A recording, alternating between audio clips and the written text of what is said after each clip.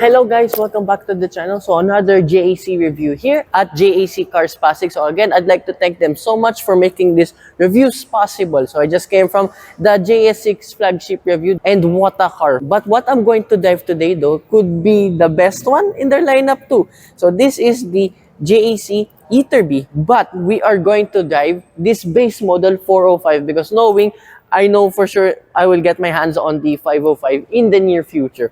So what do we get now with this base model of the Ytterby? I cannot help myself on how cute this looks. It just looks like what a downscaled and cuter Volkswagen Beetle or a Porsche 911. That's just how I see it. The proportions, the size, the design of it, it's probably one of the cutest full-size electric cars you can buy out here today.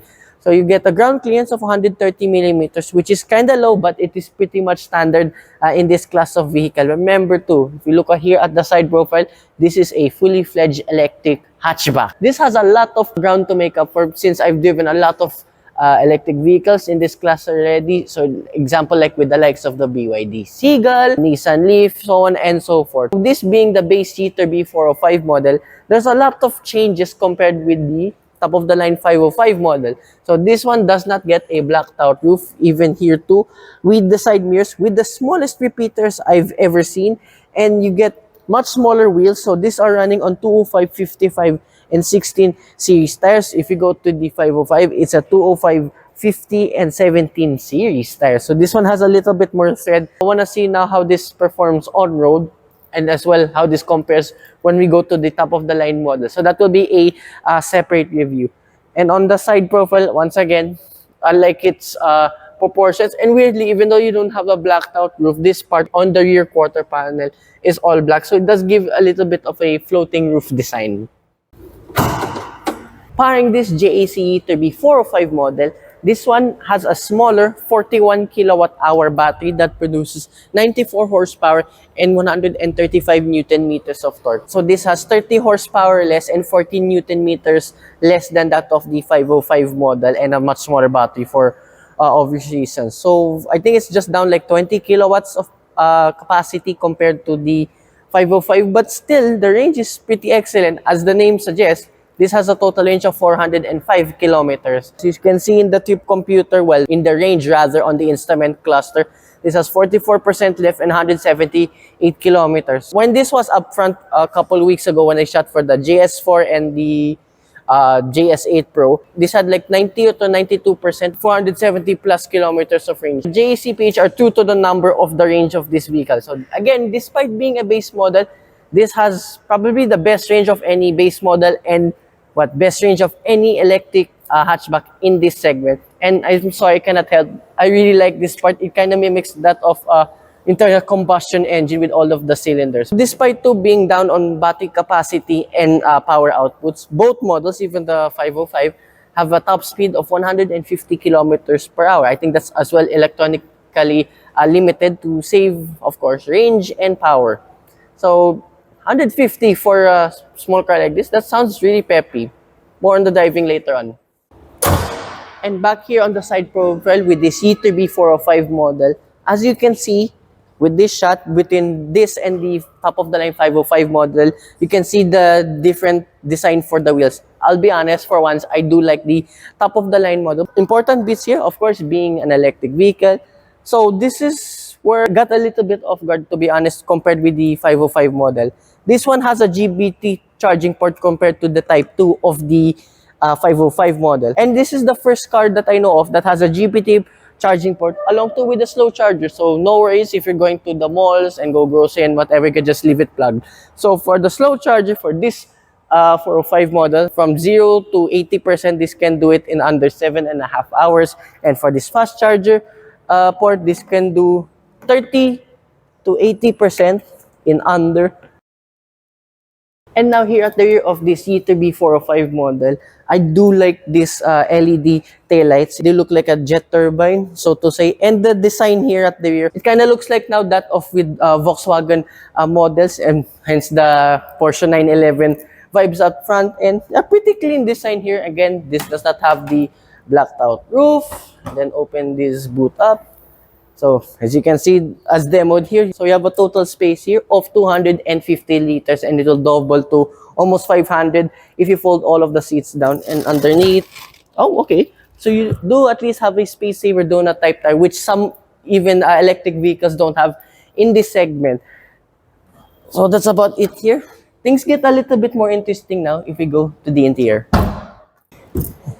Even upon getting in this JAC Ytterby 405 model, you get Aston Martin style door handles, and again, to testament of JAC's build quality. Here in the door card, okay, there's a lot more plastic now, but at least this oval ring surrounding the door handle and window switches is all leather. It's a two-tone scheme too, black and white, and I like to even the stitching interchanges too on whatever color it is. Now this interior is more like it, and again, it follows the tradition now of most electric vehicles out there having everything controlled here in the infotainment system.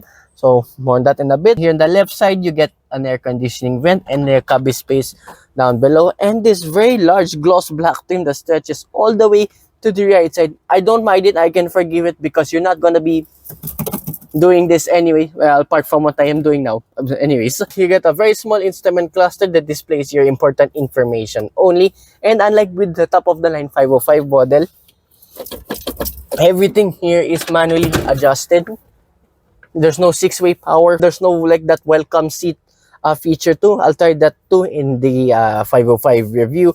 This is your gear stock, by the way, so a little bit confusing that this is your indicator, and it does a bit. I mean, listen to this.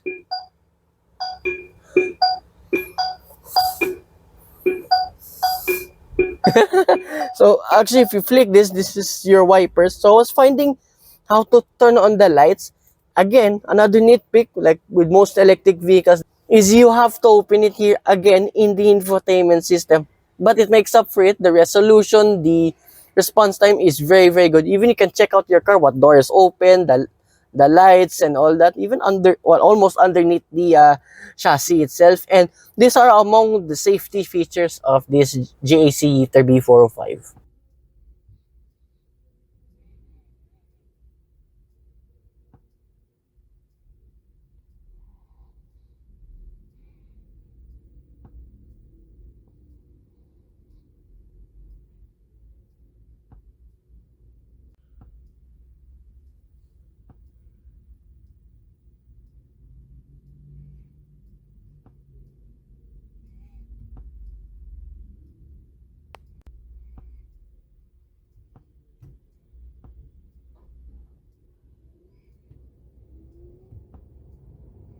So there's a lot of features that you don't get in the 505 model.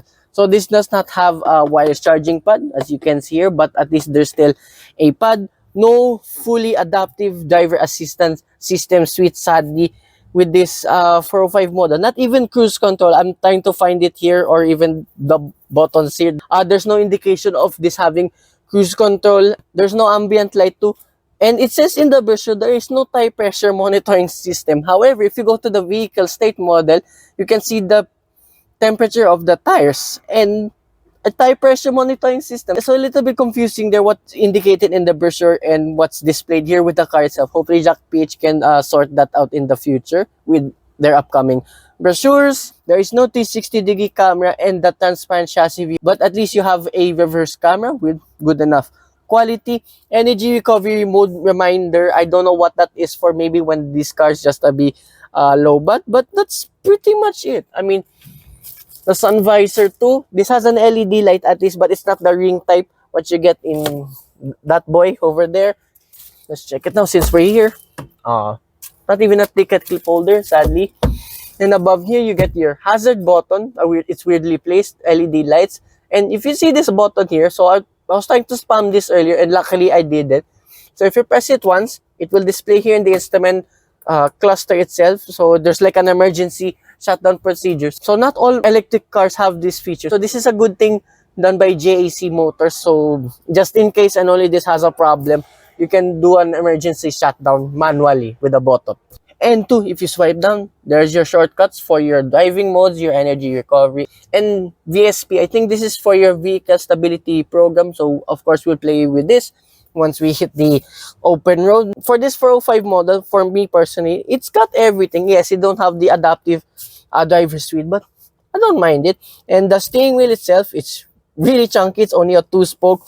And I had no idea what these buttons do in the first place. Naturally, the right side is for your volume and for your phone connectivity and changing the radio stations.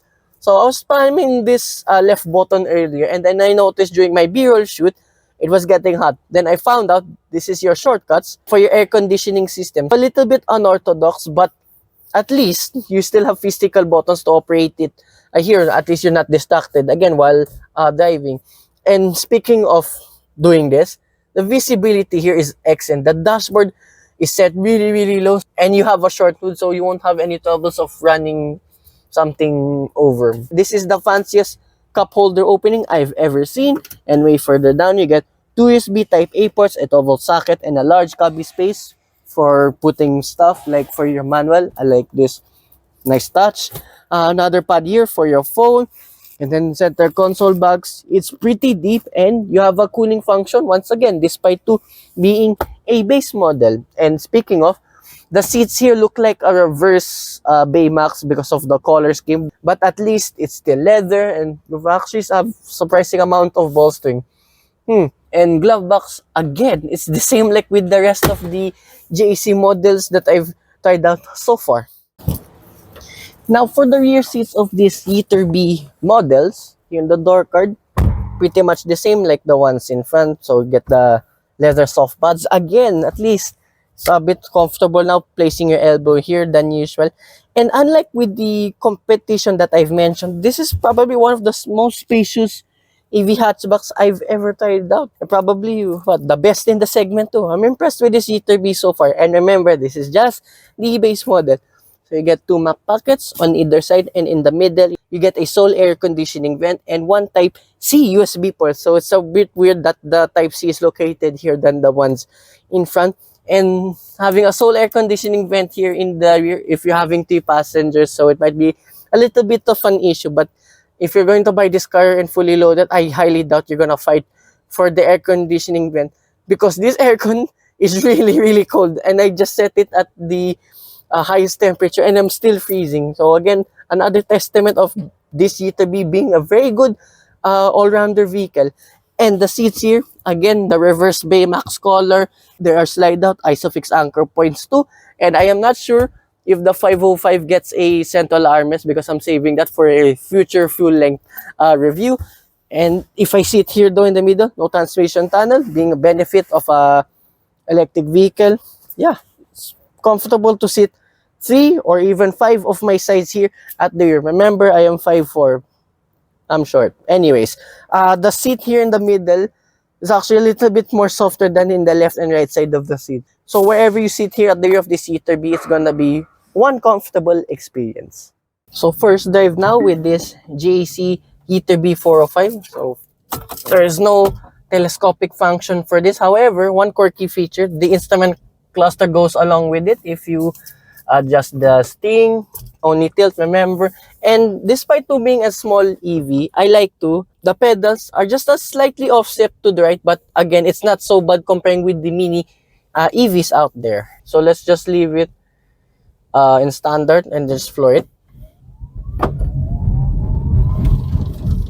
Oh, okay. Right, so this is peppy enough, but I cannot wait on how the 505 will drive, since that has a little bit more power, like 30 or so horsepower and 40 Newton meters of torque. But for this 405 base model, yeah, gets the job done. And another perk too of being an electric vehicle, running now like 20 kilometers per hour, silencio. And then if you just wanna go nuts,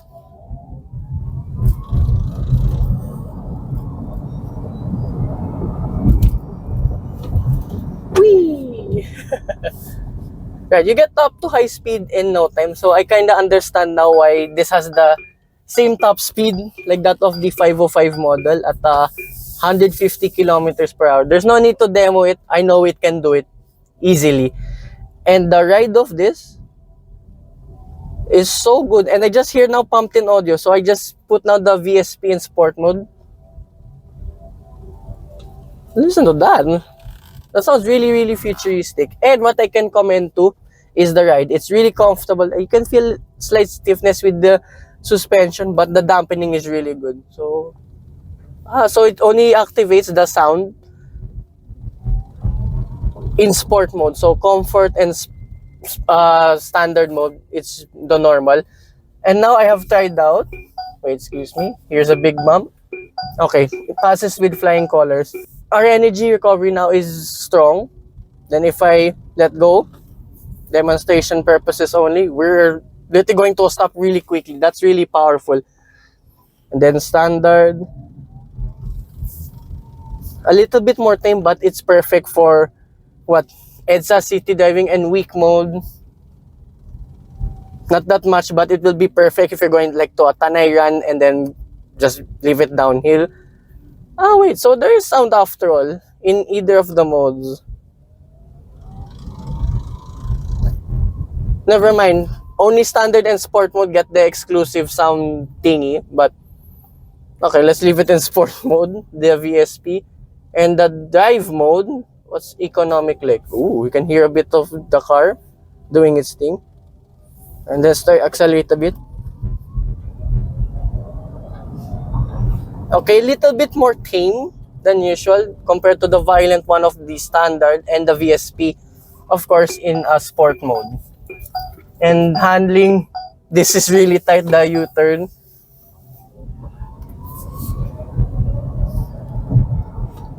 Oh, okay. I will say though, compared with this main competitor, I think with the Dongfang Nami 2, because it's the same price point, this one's just slightly more sportier and better to drive. Let's hear now, let's do a handling test. Ooh, it's a bit skittish. Then flick to the right. Okay, that's solid. You can feel a bit of body roll here and there, but again, it's not so bad. Right, this is actually a surprisingly good car to drive. Of course, if you're willing to have a trade-off of the having a GBT port, but again, there's a AC slow charger. I think this is a really, really good shout. I kind of understand now why everyone goes for the 505 model, because there's just like 125,000 peso difference only between the two. So this one stands at 1,195,000 pesos. There's of course little discounts if you avail here in JAC Cars Pasig. I understand now why this is one of JAC's best-selling models if you do not count the JAC Pro for obvious reasons. This Ytterby is probably one of the best small electric cars you can buy out here today. I mean, it's got everything. The Android Auto, Apple CarPlay, the looks, of course, if you want a Porsche 911 that looks like a hatchback without breaking your wallet. This is, I gotta say, this is pretty much everything. And remember, the competitor, the Dongfang Nami, doesn't even have Android Auto and Apple CarPlay. So yeah, that's my review of this JAC Ytterby base model, 405 model. One more time.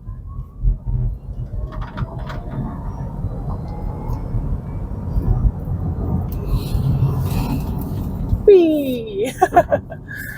So again, I'd like to thank everyone here at JAC Cars Pasig for making these reviews possible. There will be more reviews that I will do with their vehicles coming right up. So hope you guys like and subscribe, and I will see you with more JAC reviews coming right up.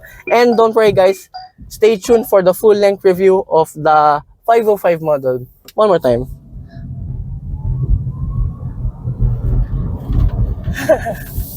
Right, bye-bye.